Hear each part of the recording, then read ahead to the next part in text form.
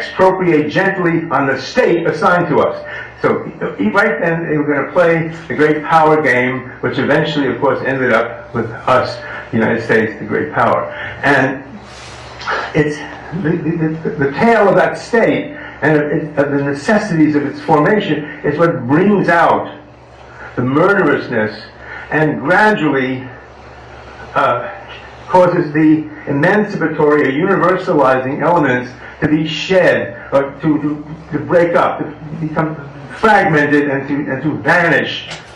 And in the history of Israel, this is an extremely complex phenomenon. But remember, always read your Ilan Pape, friends, the greatest historian of modern Israel, when he talks about the ethnic cleansing of Palestine. That will totally disabuse you of any notions that there was a high-minded group of Zionists who were just trying to put together a democratic state, but oh dear me, the Arabs got in there, the nasty Arabs prevented them from doing it. The myths, there's a whole series of myths which basically covered up those contradictions between the hard Zionist core, which is the essence and the inner logos, if you like, of the Jewish state, or any Jewish state.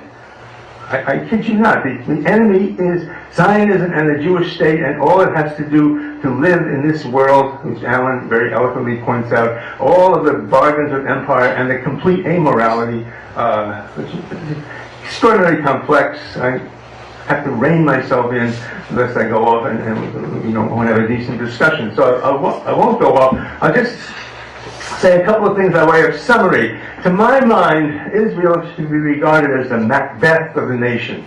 Okay, it has a certain nice attitude at first, and then I can get power, and it gets power, and then the logic of power keeps feeding on itself. And so he becomes worse and worse and more of a killer. But you would never say that Macbeth was really Shakespeare wouldn't have us think that Macbeth was really this sweet guy that somehow he became this multiple killer and mass murderer. No, that's not the way it works, okay? So Israel is the Macbeth of the nations. It commits a crime, as Macbeth did, the expropriation, violence, Nakba, etc., and then it has to repeat that crime. But in order to live in this world, it has to do so by sucking up to the imperial powers and inserting itself in their own apparatus so that they come back and give it its impunity. And that's a key word, the impunity that Israel gets. Because the impunity is a get-out-of-jail-free card where you can get away with anything you want, and it gives them this kind of, it feeds their grandiosity.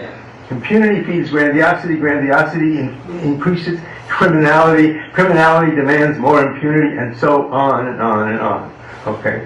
And don't think there was ever any innocent period in the history of Israel or the notion of a Jewish state.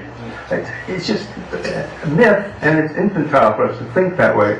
If you have any question about that, and you want to compare the antecedent of this horrible event that took place with the Freedom Flotilla, just study what happened in June 8, 1967 with the SS Liberty. Same thing.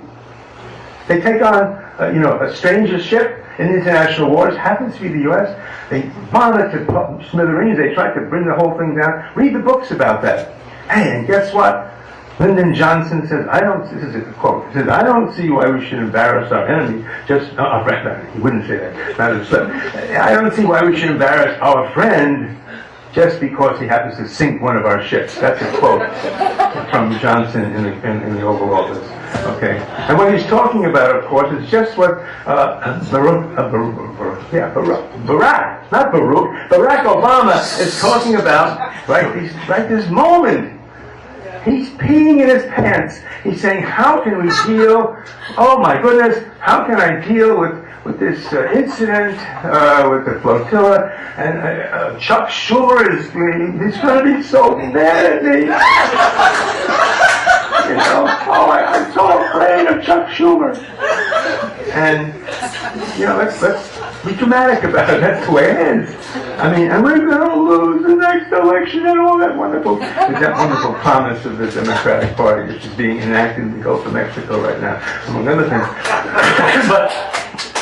But I mean, really, you have to face up to that reality.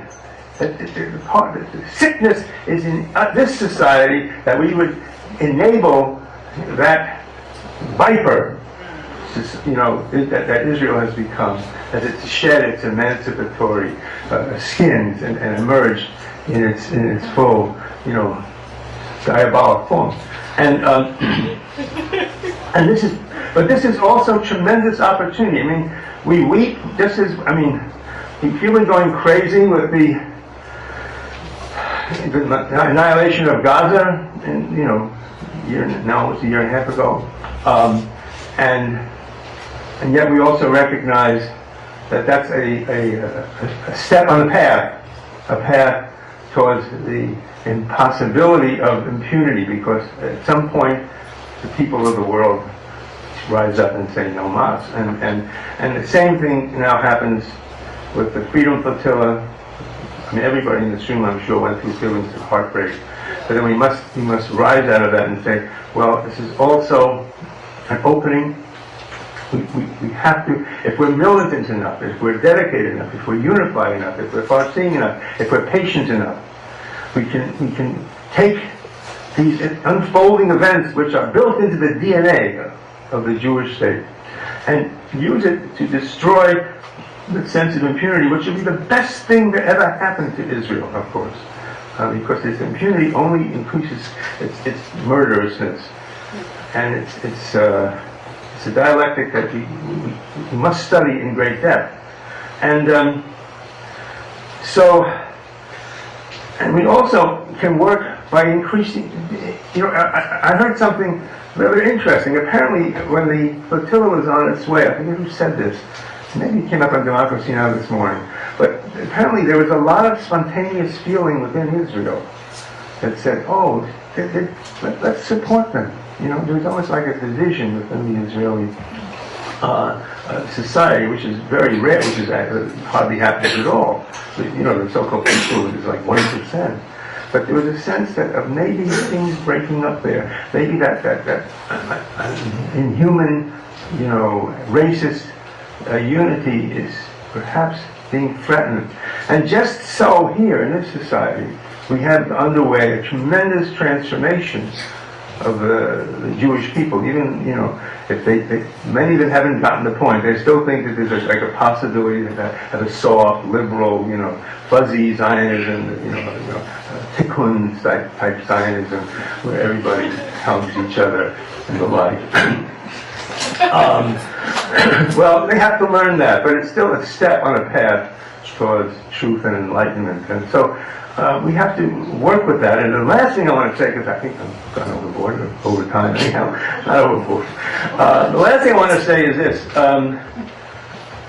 They talk about the two-state solution being gone. I say, hooray. Yeah. Hooray. Erase that nonsense. That's a useful idiocy to distract people, which came up as part of the so-called Oslo process. Oh, we'll give everybody a two-state solution. I don't want to deal with it right now. Again, too much time. But I just want to say one thing about it. The thing that's wrong with the two-state solution is very simple. It preserves the Jewish state. It's like one of these, alien horror movies.